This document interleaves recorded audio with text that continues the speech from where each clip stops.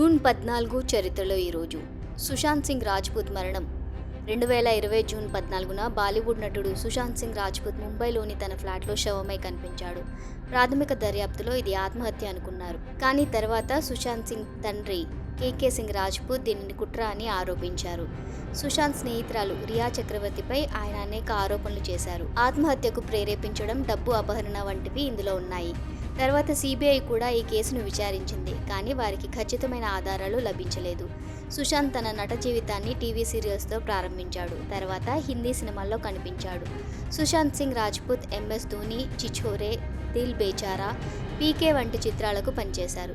సుశాంత్ మొదటి సినిమా కాయ్ పోచే కాగా అతని చివరి చిత్రం దిల్ బేచారా.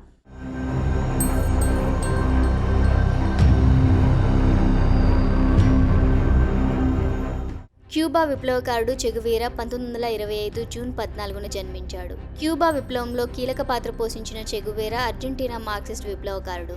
చెగువేరా వృత్తిరీత్యా వైద్యుడు. కేవలం 23 సంవత్సరాల వయసులో చెగువేరా దక్షిణ అమెరికాలోని అనేక దేశాలను సందర్శించాడు. తీవ్రమైన పేదరికం, ఆకలి, కార్మికుల దుస్థితి మరియు పెట్టుబడిదారీ శక్తి యొక్క అణచివేతను చూశాడు. తన ప్రయాణంలో అతను ఫిడెల్ కాస్ట్రోను కలుసుకున్నాడు.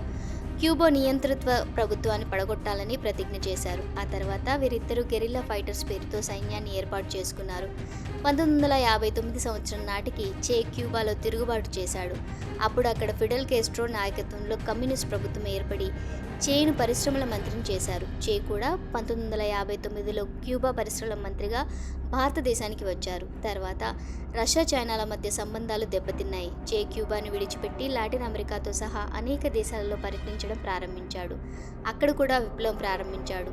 అతని కార్యకలాపాల కారణంగా అతన్ని బొలీవియాలో సిఐఏ అరెస్ట్ చేసి అక్టోబర్ 9, 1964లో కాల్చి చంపింది.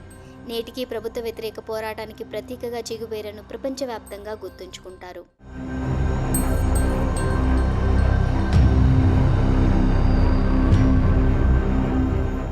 అమెరికన్ జెండాను 1777 జూన్ 14న గుర్తించబడింది. 1777లో కాంటినెంటల్ కాంగ్రెస్ ఈ జెండాను ఆమోదించింది. జెండాలో 13 బ్రిటిష్ కాలనీలను సూచించే ఎరుపు, తెలుపు చారలు ఉన్నాయి. జెండా ఎగువ ఎడమ వైపున ఉన్న నీలిరంగు పట్టీలో 13 నక్షత్రాలను కలిగి ఉంది. ఒక్కో నక్షత్రం అమెరికాలోని ఒక్కో రాష్ట్రానికి ప్రాతినిధ్యం వహిస్తుంది. అప్పుడు అమెరికాలో రాష్ట్రాల సంఖ్య పెరగడంతో అమెరికా జెండాకు కూడా ఒక్కో నక్షత్రం జోడించబడింది. ప్రస్తుతం అమెరికన్ జెండాలో 13 ఎరుపు, తెలుపు చారలు మరియు అమెరికాలోని 50 రాష్ట్రాలను సూచించే 50 నక్షత్రాలు ఉన్నాయి. 1777 సంవత్సరానికి ముందు ఆధునిక నక్షత్రాలు, చారలను పోలి ఉండే యునైటెడ్ స్టేట్స్ యొక్క మొదటి జెండా గ్రాండ్ యూనియన్ ఫ్లాగ్ అని పిలువబడే అనధికారిక జెండా. దీనికి 13 ఎరుపు, తెలుపు చారలు ఉండేవి. ఎగువ ఎడమ మూలలో యూనియన్ జాక్ ఉండేది. యూనియన్ జాక్ అనేక బ్రిటిష్ కాలనీలు, డొమైన్ల అధికారిక జెండాగా ఉపయోగించబడింది.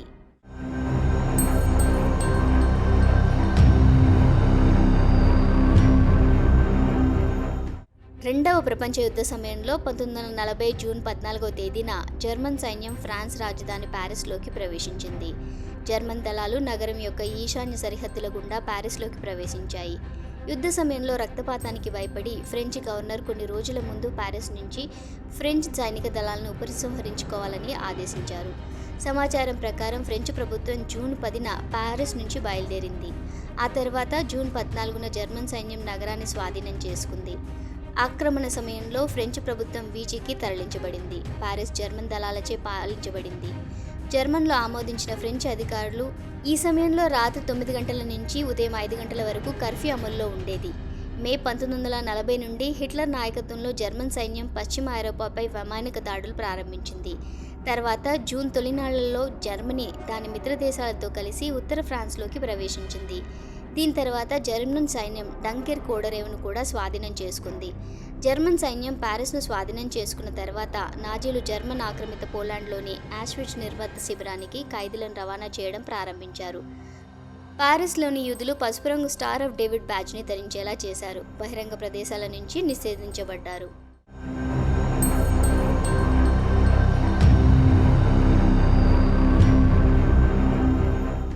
ప్రపంచ రక్తదాతల దినోత్సవం ప్రపంచ రక్తదాతల దినోత్సవాన్ని ప్రతి సంవత్సరం జూన్ 14న జరుపుకుంటారు. 2004లో మొదటిసారిగా జరుపుకున్నారు. ఆ తర్వాత 2005లో ప్రతి సంవత్సరం జూన్ 14న ప్రపంచ రక్తదాతల దినోత్సవాన్ని జరుపుకోవాలని ప్రపంచ ఆరోగ్య సంస్థ 58వ అసెంబ్లీలో ప్రపంచ ఆరోగ్య సంస్థ ప్రకటించింది. 2023లో ప్రపంచ రక్తదాత యొక్క థీమ్ రక్తం ఇవ్వండి, ప్లాస్మా ఇవ్వండి, జీవితాన్ని పంచుకోండి, తరచుగా పంచుకోండి.